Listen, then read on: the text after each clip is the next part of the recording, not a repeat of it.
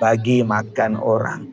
Ada yang bagi makan di restoran, di kedai kopi, pergi dekat cashier, saya bayar semua.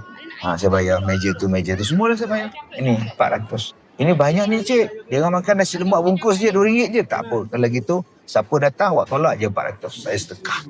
Nama dia apa? Belanja. Ada orang yang dipanggil kenduri kesyukuran. Pasal kenduri kau malam ni, kau bagi makan apa? Anak saya masuk universiti. Kenduri kesyukuran. Ada yang dipanggil sebagai doa selamat. Anak saya nak sambung belajar. Dia nak minta lah doa selamat. Minta doa sikit, buat kenduri lah sikit. Doa selamat sikit. Ada kalanya kenduri kita tadi sebab kahwin. Ada sebab tunang. Malam ni saya minta pada hajat, tuan-tuan lah. Mak saya sakit. Sekarang ada di hospital. Jadi saya minta tuan-tuan baca Yasin sikit. Doa. Habis-habis sembahyang hajat semua, tuan-tuan jemputlah makan. Ada juga macam itu. Kenduri macam itu. Ada kendurinya naik buai. Kenduri apa ni, Den?